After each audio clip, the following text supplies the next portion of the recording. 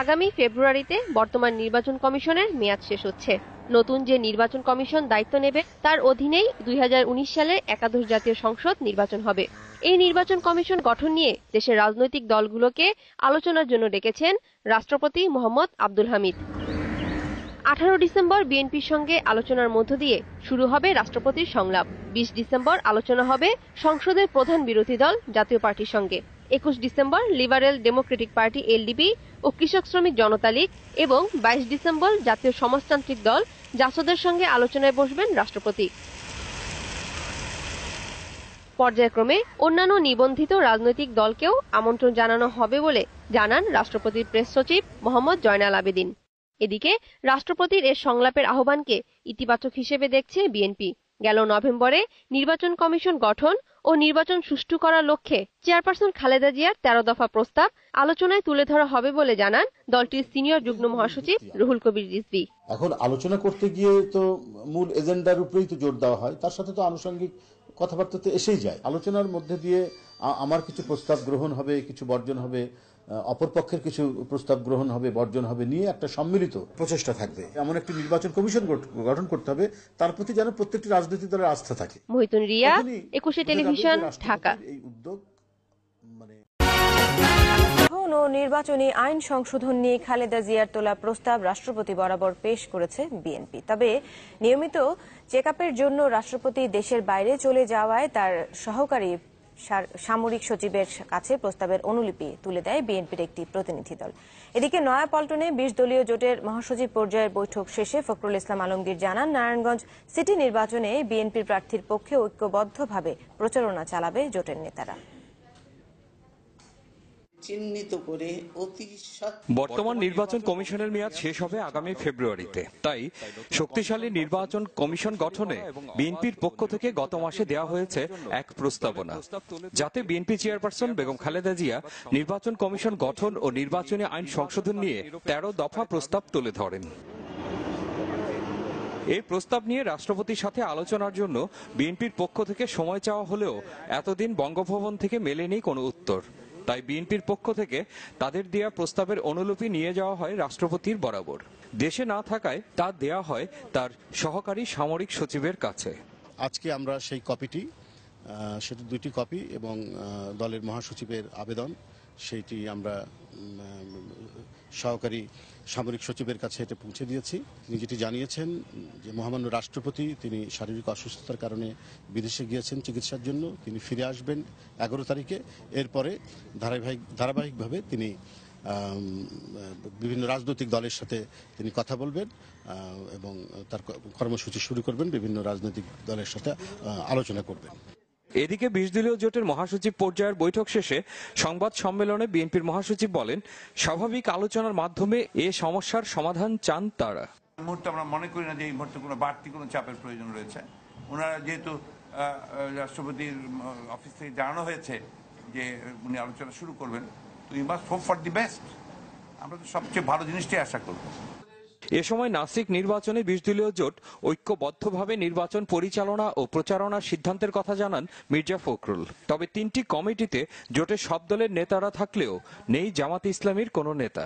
এবং ঐক্যবদ্ধভাবে 20 দলীয় জোটের নেতৃবৃন্দ এই নারায়ণগঞ্জ সিটি কর্পোরেশনে কাজ করবেন, সেই সিদ্ধান্ত নেওয়া হয়েছে এবং এই উদ্দেশ্যে 3টি কমিটি করা হয়েছে। আগামী 10 তারিখে শনিবার 20 দলীয় জোটের শীর্ষ নেতৃবৃন্দ সকাল 11টার মধ্যে নারায়ণগঞ্জ সিটি কর্পোরেশন নির্বাচনে অ্যাডভোকেট শাখাওয়াত হোসেন সাহেবকে সমর্থন জানানোর জন্য গণসংযোগে যাবেন, সে সিদ্ধান্ত গ্রহণ করা হয়েছে।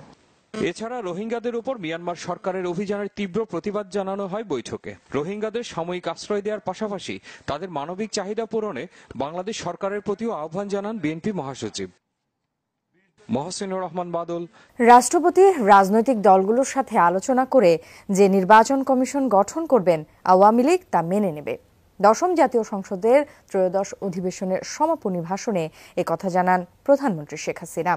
গণতন্ত্র ও উন্নয়ন নিয়ে কথা বলেন তিনি। বলেন, সরকারের নেয়া নানা পদক্ষেপে বাড়ছে বিদেশি বিনিয়োগ। মাননীয় বিরোধী দলের নেত্রী বলছেন। ত্রয়োদশ অধিবেশনের সমাপনী ভাষণে প্রধানমন্ত্রী শেখ হাসিনা নির্বাচন কমিশন পুনর্গঠন নিয়ে কথা বলেন। উঠে আসে বিএনপির প্রস্তাবনার বিষয়টিও। তিনি জানান, রাষ্ট্রপতি সব দলের সাথে আলোচনা করে যে সিদ্ধান্ত নেবেন তাই মেনে নেবে তার দল। আমরা নিশ্চয়ই মহামান্য রাষ্ট্রপতি কি করেন সেটা আমরা দেখব এবং সেইভাবে আমরা মেনে নেব। কাজেই আমরা নির্বাচনটা অবাধ হোক, সুষ্ঠু হোক, নিরপেক্ষ হোক, সবসময় সেটাই চাই। সংসদ নেতা বিভিন্ন ক্ষেত্রে দেশের অগ্রগতি তুলে ধরেন। বলেন, দেশে গণতন্ত্র আছে বলেই উন্নয়ন কর্মকাণ্ড ত্বরান্বিত হচ্ছে। দেশি বিদেশি বিনিয়োগের পরিমাণ ক্রমশ বাড়ছে। আজকে আমরা আত্মনির্ভরশীল হয়েছি, তার 90% প্রকল্প আমরা নিজস্ব অর্থায়নে এখন বাস্তবায়ন করতে সক্ষম হয়েছি। পদ্মা সেতু নির্মাণ কাজ এগিয়ে চলছে, সেই সাথে সাথে অবকাঠামোগত উন্নয়ন ব্যাপকভাবে আমরা করে যাচ্ছি। রোহিঙ্গা ইস্যুতে বাংলাদেশের অবস্থান পুনর্ব্যক্ত করেন প্রধানমন্ত্রী। জানান, মানবিক দিক বিবেচনায় এরই মধ্যে আশ্রয় নেওয়া রোহিঙ্গাদের সহায়তা করছে বাংলাদেশ। মানবতার খাতিরে তাদের কিন্তু আমরা আশ্রয় দিয়েছি, তাদের খাদ্য, আশ্রয় সব ব্যবস্থাই করা হয়েছে। তাছাড়া আন্তর্জাতিক সংস্থা, আপনারা জানেন যে রোহিঙ্গা ক্যাম্পে UNHCR সহ IOM তারাই কিন্তু কাজ করে এবং আন্তর্জাতিক সংস্থার মাধ্যমেই সেখানে রিলিফ দেওয়া হয়। এবারের 5 কার্য দিবসের সংক্ষিপ্ত অধিবেশনে 5টি বিল পাস হয়। উত্থাপিত হয় বাল্য বিয়ে নিরোধ আইনের মতো আলোচিত কয়েকটি বিল। আমি এখন বিলের সংশোধনীগুলো ভোটে দিচ্ছি। সৌরভ হোসেন।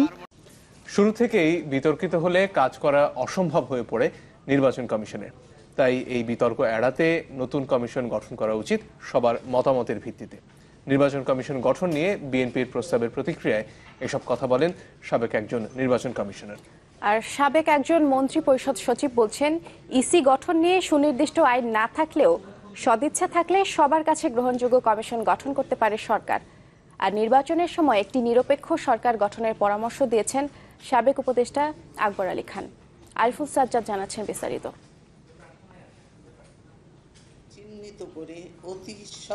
নতুন নির্বাচন কমিশন গঠন নিয়ে গরম হয়ে উঠতে শুরু করেছে রাজনীতির মাঠ। প্রস্তাব নিয়ে মাঠে গত জাতীয় নির্বাচন বর্জনকারী বিএনপি ও তার মিত্ররা। ছেড়ে কথা বলছে না সরকারি দলও। সকল রাজনৈতিক দলের ঐক্যমতে কনসেনসাস ভিত্তিতে নির্বাচন কমিশন গঠন করতে হবে। তথাকথিত নির্বাচন কমিশন সংস্কারের ফর্মুলা অন্তঃশ্বাস শূন্য এবং জাতির সাথে তামাশা ছাড়া আর কিছু নয়। ভুয়া ভোটার, প্রধান নির্বাচন কমিশনারের বিতর্কিত ভূমিকা নিয়ে আন্দোলন আর জ্বালাও পোড়ায়ে 2007-এ ক্ষমতায় বসে সিভিল মিলিটারি সরকার। ওই সরকারের সময় দায়িত্ব পাওয়া হুদা কমিশনের ভূমিকা প্রশংসা পায় সর্বমহলে। ওই কমিশনের একজন সদস্য বলছেন, ইসি গঠনে সব মহলের মতামত খুবই গুরুত্বপূর্ণ। ক্ষমতাসীন দল বা সরকার যে নির্বাচন কমিশন দেবে সেটা হয়তো সর্বসম্মতিক্রমে হবে না, তাহলে সেখানে একটা বিতর্কের সৃষ্টি হয়। সর্বসম্মতিক্রমে যে কোনো পদ্ধতি যদি অ্যাডাপ্ট করে একটা ইলেকশন কমিশন দাঁড়া করানো যায়, তাহলে সেটা নিয়ে বিতর্ক ওঠে না। অনেকটা ঢাকঢোল পিটিয়ে 2012 সালে গঠন করা হয় মেয়াদের শেষ প্রান্তে দাঁড়ানো সাবেক আমলা কাজী রকিবউদ্দিনের নেতৃত্বাধীন বর্তমান কমিশন। ওই সময়ে প্রধান রাজনৈতিক দলগুলো এ নিয়ে কথাও বলেন প্রয়াত রাষ্ট্রপতি জিল্লুর রহমানের সাথে। এখন পর্যন্ত নির্বাচন কমিশন অত্যন্ত প্রশ্নবিদ্ধভাবে আছে। প্রথম কয়েকটি নির্বাচন নিয়ে প্রশ্ন না থাকলেও 2014 জাতীয় নির্বাচন এবং তারপরের স্থানীয় সরকার নির্বাচনগুলো নিয়ে চরম বিতর্কের মুখে পড়ে রকিবউদ্দিন কমিশন। সাবেক মন্ত্রিপরিষদ সচিব গভীরভাবে বিশ্লেষণ করেছেন এর কারণ। তিনি বলছেন, নির্বাচনের সময় ইসিকে অনেকটাই নির্ভর করতে হয় সরকারের উপর। যেখানে কমিশন বিতর্কিত, সেখানে নির্বাচন কমিশনের কর্মকর্তাদেরকে যুক্ত করলে যেটা একটা হবে, সেখানে এটা আশা করা যায় না। সরকারকে তো সহযোগিতা লাগবেই, কারণ সরকারের প্যারাফার্নাল নিয়েই তারা কাজ করে। সরকারের মাঠ প্রশাসন, সরকার পুলিশ, তারপরে আপনার আধা সামরিক বাহিনী এবং জাতীয় নির্বাচনের সামরিক বাহিনী ব্যবহারের কালচার আমাদের দেশে আছে। সুষ্ঠু নির্বাচনের পরিবেশ আনতে না পারা কিংবা রাজনৈতিক দলগুলো সমঝোতায় না আসতে পারায় সাবেক তত্ত্বাবধায়ক সরকারের উপদেষ্টার পদ ছেড়েছিলেন আকবর আলী খান। সাবেক এই আমলাও বলছেন, নির্বাচনের সময় সরকারের নিরপেক্ষ ভূমিকার কোনো বিকল্প নেই। আমার মনে হয় না যে শুধুমাত্র নির্বাচনকালীন সরকারকে প্রতিষ্ঠা করতে পারলেই বাংলাদেশে নির্বাচন সুষ্ঠু হবে। এখানে রাজনৈতিক সংস্কৃতির পরিবর্তন করতে হবে। আগামী বছরের ফেব্রুয়ারিতে শেষ হবে বর্তমান নির্বাচন কমিশনের মেয়াদ। আরিফুল সাজ্জাদ, চ্যানেল 24, ঢাকা। নির্বাচন কমিশন গঠন নিয়ে বিএনপি যে সুপারিশই দেবে ক্ষমতায় টিকে থাকতে তা প্রত্যাখ্যান করবে আওয়ামী লীগ। রাজধানীর সেগুনবাগিচায় জিয়া নাগরিক ফোরামের আলোচনায় একথা বলেন বিএনপি মহাসচিব মির্জা ফখরুল ইসলাম আলমগীর। রিয়াকশনটা তারা আগেই তৈরি করে রেখেছিল যে যাই বলুক না কেন আমরা তা প্রত্যাখ্যান করবো। এই জন্যে যে আমরা আমাদের যে নীল নকশা, সেই নীল নকশাতেই আমরা এগিয়ে যাব। অর্থাৎ কোনো রকম গণতান্ত্রিক কোনো পরিসর সৃষ্টি না করে, স্পেস না দিয়ে, মানুষের জনগণের অধিকারগুলোকে কেড়ে নিয়ে আমাদেরকে ক্ষমতায় টিকে থাকতে হবে। কারণ আমরা জানি যে নির্বাচন যদি সুষ্ঠু হয়, অবাধ হয়, তাহলে আমরা আবার ক্ষমতায় ফিরে আসতে পারবো না।